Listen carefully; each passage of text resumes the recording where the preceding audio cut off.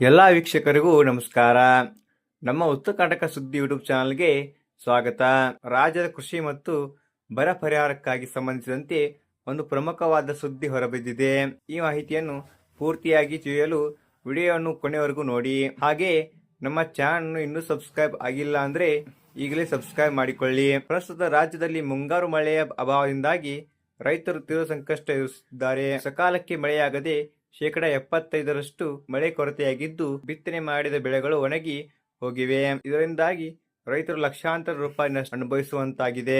ಈ ಗಂಭೀರ ಪರಿಸ್ಥಿತಿಯನ್ನು ಗಮನಿಸಿರುವ ಸರ್ಕಾರ ರಾಜ್ಯದ ಸುಮಾರು 18 ರಿಂದ 21 ಜಿಲ್ಲೆಗಳನ್ನು ಬರಪೀಡಿತ ಪ್ರದೇಶಗಳೆಂದು ಘೋಷಿಸಲು ಸಿದ್ಧತೆ ನಡೆಸಿದೆ. ಸಚಿವರು ಮತ್ತು ಕಂದಾಯ ಅಧಿಕಾರಿಗಳ ತಂಡ ಜಮೀನುಗಳಿಗೆ ಭೇಟಿ ನೀಡಿ ಬೆಳೆ ನಷ್ಟ ಹಾಗೂ ನೀರಾವರಿ ಪರಿಸ್ಥಿತಿಯನ್ನು ಪರಿಶೀಲಿಸಿ ವರದಿ ಸಲ್ಲಿಸಲಿದೆ. ರೈತ ಸಂಘಟನೆಗಳು ಮತ್ತು ಕೃಷಿಕರು ತಕ್ಷಣವೇ ಬೆಳೆ ಸಾಲ ಮನ್ನಾ ಮಾಡಬೇಕು ಹಾಗೂ ಪ್ರತಿ ಎಕರೆಗೆ ಸೂಕ್ತ ಪರಿಹಾರ ಧನ ತಲುಪಬೇಕೆಂದು ಒತ್ತಾಯಿಸುತ್ತಿದ್ದಾರೆ. ಗ್ಯಾರಂಟಿ ಯೋಜನೆಗಳ ಜೊತೆಗೆ ಅನ್ನದಾತರ ಈ ಸಮಸ್ಯೆಗೆ ಸರ್ಕಾರ ಶೀಘ್ರವೇ ಸ್ಪಂದಿಸಬೇಕಿದೆ. ಬರಪೀಡಿತ ಜಿಲ್ಲೆಗಳ ಅಧಿಕೃತ ಪಟ್ಟಿ ಮತ್ತು ಪರಿಹಾರದ ಹಣ ಜಮಾ ಆಗುವ ದಿನಾಂಕ ಹೊರಬಿದ್ದ ತಕ್ಷಣ ನಾವು ನಿಮಗೆ ಅಪ್ಡೇಟ್ ನೀಡುತ್ತೇವೆ.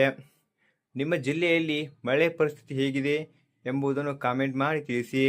ಈ ವಿಡಿಯೋ ಇಷ್ಟವಾಗಿದ್ದರೆ ಲೈಕ್ ಮಾಡಿ ಮತ್ತು ಎಲ್ಲ ರೈತ ಬಾಂಧವರಿಗೆ ಶೇರ್ ಮಾಡಿ ಹಾಗೂ ನಮ್ಮ ಚಾನಲ್ ಸಬ್ಸ್ಕ್ರೈಬ್ ಮಾಡಿ. ಧನ್ಯವಾದಗಳು.